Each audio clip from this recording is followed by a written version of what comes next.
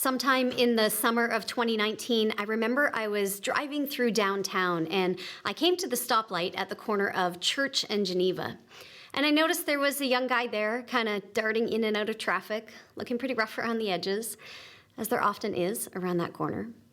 And I had this split-second experience that caught me off guard and that will embarrass me to share. But I instinctually started to look away from him. And then had an immediate thought of, oh, wait, now he's probably one of our guys because we're at Southridge now.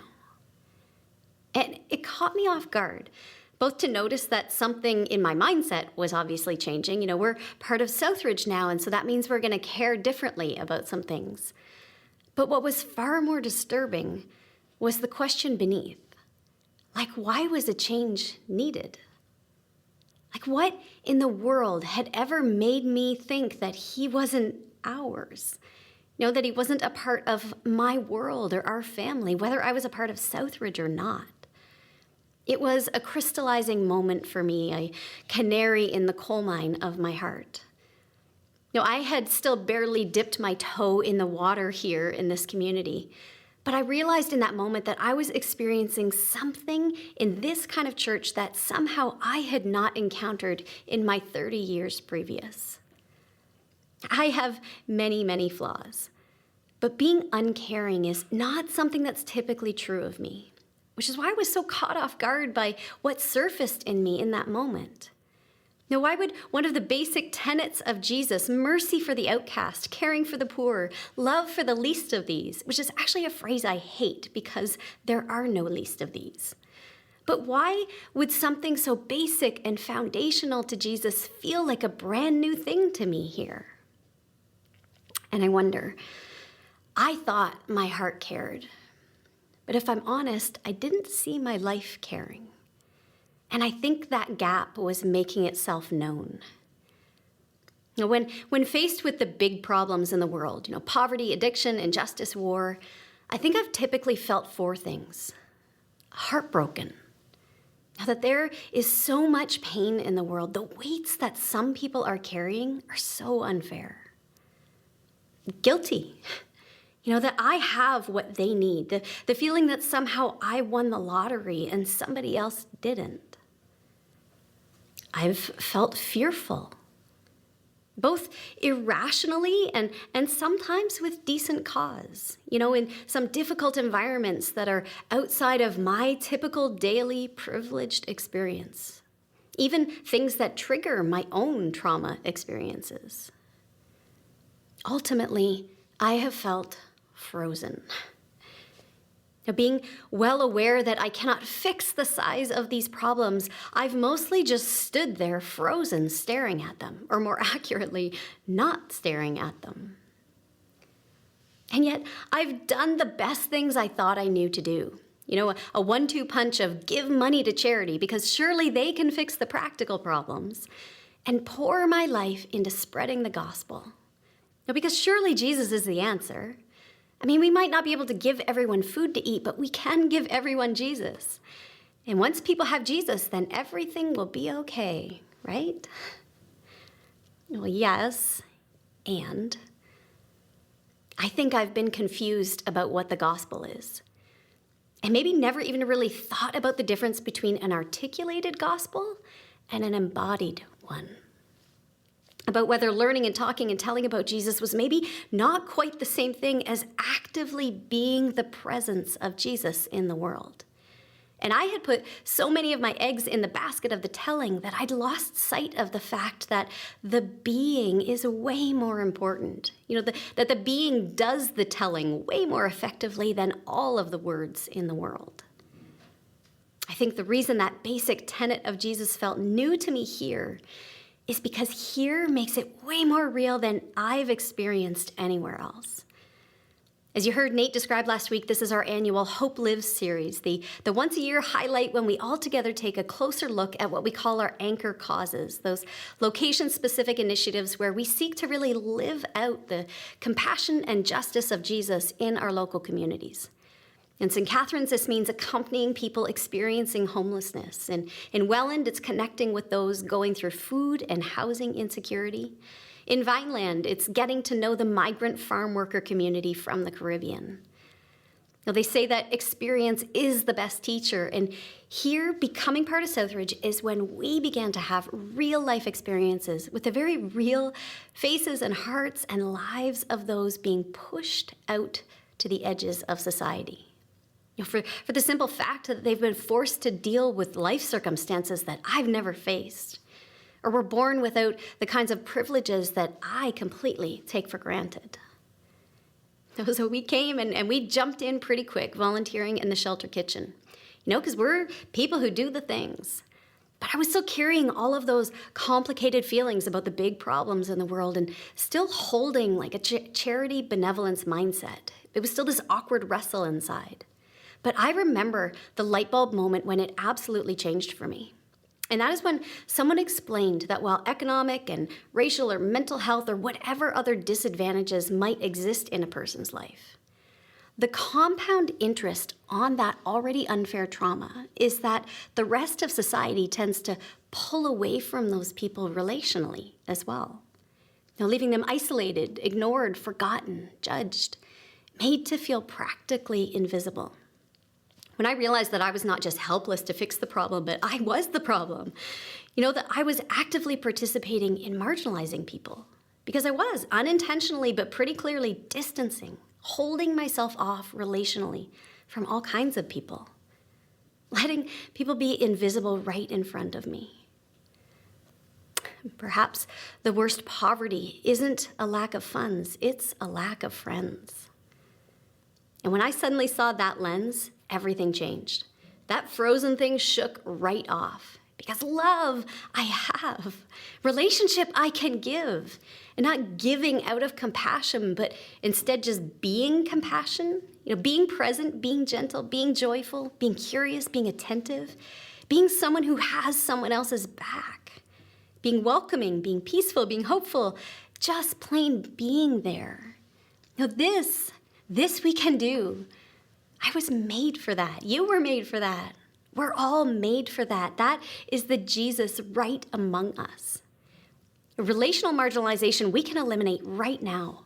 All we have to do is open up our own arms to each other. So then my heart started to move all on its own as I began to enter into that experience, entering into genuine friendship with those very different from me. And then life transformation actually started to take place on the inside instead of it being like a charity coat I was trying to put on from the outside. Now it is becoming real. And we actually see the same thing in the scriptures with Jesus' own disciples.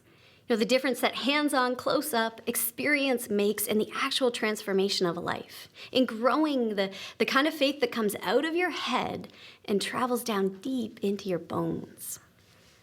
There are a couple of stories in Luke that illustrate that journey well. One day, Jesus said to his disciples, "Let us go over to the other side of the lake." So they got into a boat and set out. As they sailed, he fell asleep. A squall came down on the lake so that the boat was being swamped, and they were in great danger. The disciples went and woke him, saying, "Master, Master, we're going to drown." He got up and rebuked the wind and the raging waters, and the storm subsided, and all was calm. "Where's your faith?" he asked the disciples. In fear and amazement, they asked one another, "Who is this?" He commands even the winds and the water, and they obey him.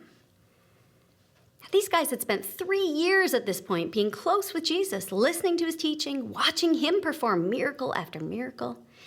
And still they said, "Who is this guy? I don't know what's happening here."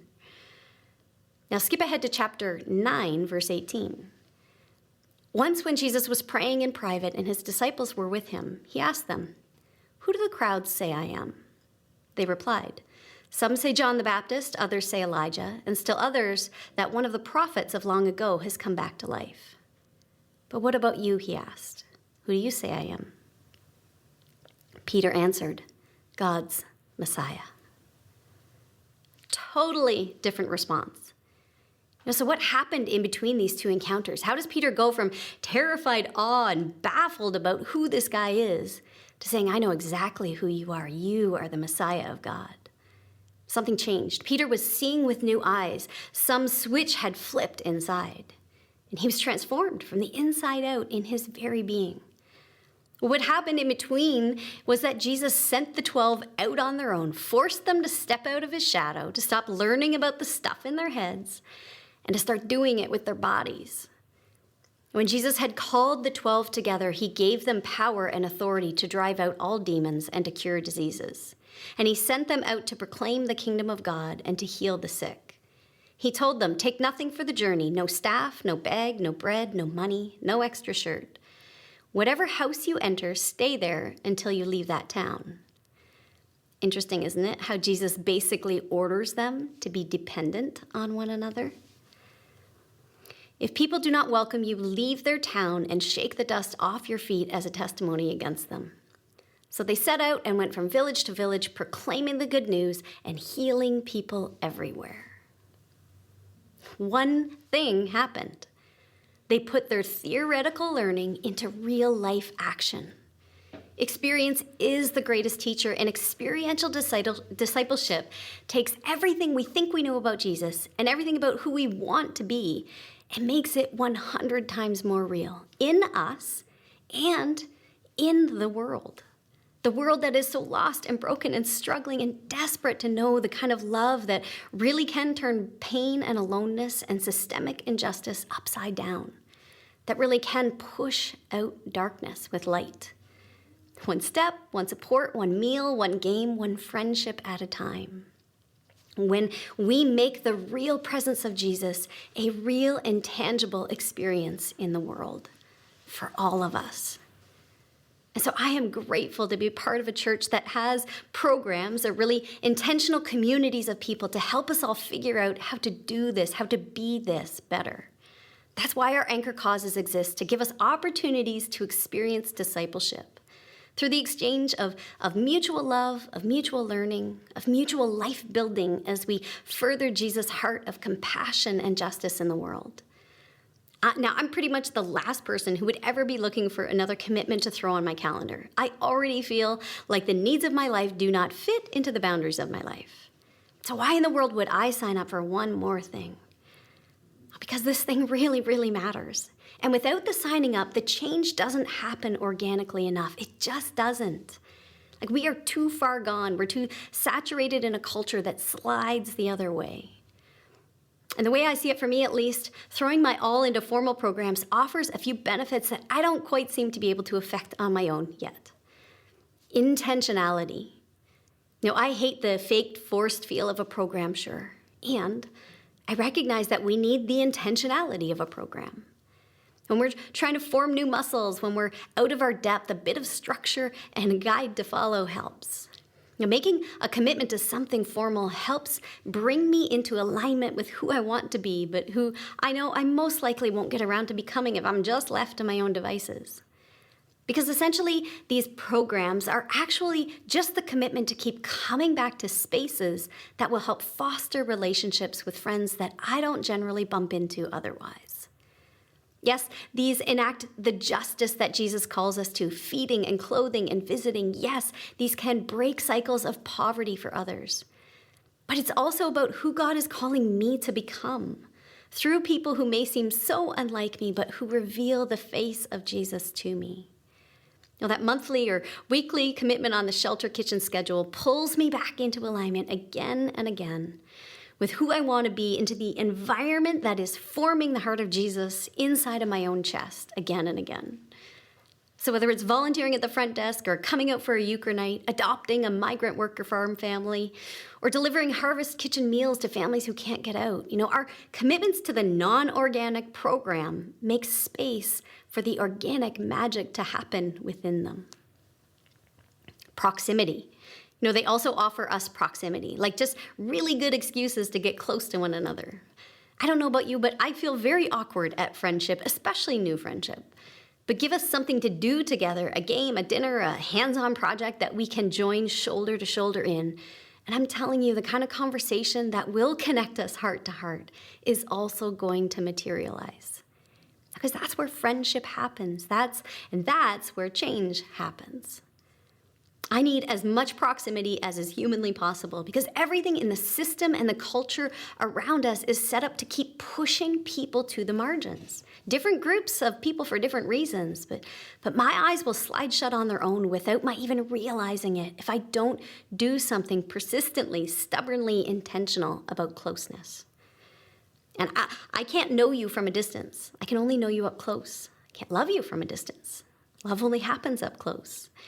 When it's hard and when it's messy and when it's inconvenient, it's beautiful, but it only happens up close. And that leads to the third one, which is that the formalized anchor cause programs give us the benefit of togetherness. You know, they give us the benefit of each other on the journey, and we need that so much. Not only is it just way more fun to do together in the good moments, like if you haven't seen Becky Lockyer put Jeff in his place during a shelter kitchen shift, you have not tasted real joy. But it's also way easier in the hard moments. You know, like when you see things together that shake you to the core. You see them together. Also, taking these journeys together helps us when we still don't know all that we don't know. Like, I need to learn from people who have had the chance to spend way more time learning about the unintended dark sides of some of our very well-intentioned efforts. Someone who spent time and energy and education exploring ways that we really can help without causing harm, ways to upend systems without upending people. So if you don't happen to be familiar with the Anchor Cause ministries in your location or in our whole church, cross that divide today and start exploring the heart-shaping, world-changing, justice and compassion releasing stuff going on right under your nose with those wonderful weirdos who happen to be sitting in the chairs beside you right now. No, you can talk to a location pastor. You can email Nate right now.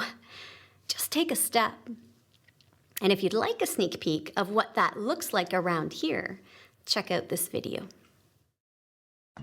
Our shelter retreat is like the standard youth group retreat that you maybe experienced growing up, but for adults. Oh, it was amazing. It was community at its best. Just mind-blowing how everybody was so positive. We got to play games, and we had cabins, and we had bandanas, just like Survivor, which was so exciting. So the retreat at Camp Crossroads had a whole mix of people. Our family was there, and a lot of friends from the shelter. We also, after the services, at times we would go with our cabin people in a small group and have discussion. The worship was definitely a cool part in the chapel. I think that all the games we did in the chapel was really fun with the worship and all the kids on the stage clapping. The games were a clincher for me. No one snored, not like the guys' cabins. Yeah, I didn't get a whole lot of sleep that night, but... And hearing them snore. I said, okay, that's my brother. What makes our retreat experience so unique is the people, this unique mix of people who have experienced homelessness either in the recent history or a long time ago, volunteers who are engaged in all sorts of different roles, staff, members of our church community who are all experiencing this retreat together. It was called a shelter camp, but there was no delineation. Like, we were all one. I can relate so much better. I know that person more. I don't have them in a category. They're a person with this history and these experiences. It was an opportunity to make closer friends. Years ago, I would have thought a lot differently about people that have either lived in a shelter or live in a shelter now, and the retreat was just that opportunity to really get to know some new friends. I think it's important because we need to be grounded.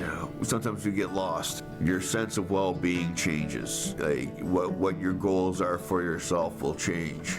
Yeah, again, just meeting people and relationships there. You kind of see God through that. Going with different people, different backgrounds, different socioeconomic conditions, you grow. God has called us to be people who engage in authentic and genuine friendship with one another. And as much as our lives maybe have looked different, we as people are not all that different from one another. I've met so many people. I've come to Southridge over 10 years. And I met people who go there every Sunday, and we've never crossed paths. So I think God wants us to know each other, and it really felt like what Jesus meant church to be. Everything interaction was just so community oriented. Yeah. There are a lot of people that I've never met before. It was really good to know them, and we played games together. And it's really good because now I know people, and it just feels like I'm more connected with the church. It would be amazing to have that kind of community. I would have that constant direction going for me, and it would be amazing. In general, talking with anyone, I'd say be more open-minded and connecting, talking to anyone, basically. Trying to extend time with people that you might not necessarily spend time with. The community barbecues and the games and meeting at a park, all those things can kind of recreate part of what we had at the retreat as well. I think God is our good shepherd, and he wants all of us in the fold. And if we could just do that, meet everybody where they're at the deeper level, not the superficial level, yeah. And it's not that a formalized program is the one and only or even the best way to live this kind of Jesus life, not even close. But for me, this has been a life-changing stepping stone that at 46 years old and after almost 20 years in church leadership, I somehow had never seemed to find before. I had no idea how much I was missing. I still don't. But at least I'm starting to see how much I don't see. And it really is about changing how we see, because how we truly see will inevitably guide how we live. What we do with these lives and hearts and moments and holy divine breaths that we have been given. The more time I spend in these environments, the more it is changing how and what and who I see. And ultimately, I get to see more of Jesus. I still feel new to Southridge. And I love the people that I meet here, but I will confess that Peter Garassi is one of my favorites. Peter's been a part of Southridge much longer than I have. At one point, he was a resident in the shelter, and though he lives on his own now, he's become part of the connected community. He's a tall, lanky guy, apparently in his 60s. You may know him by his thick Italian New Yorker accent, which is also my favorite. But I didn't actually meet Peter through the shelter or any of the support programs that he's a part of. I met him because I was a stranger in a new church, without many friends yet. And he was sitting nearby me one morning, so I turned around and said hi. And in the past 3 years, I have come to cherish Peter. He is refreshingly unfiltered, totally honest. He has fierce love for his parents, both of whom are now gone. He's always asking about my kids, keeping up on the details. He offers to threaten the boys that come around for my daughter. He cares deeply about loyalty and respect. And if you cross those lines, he will let you know.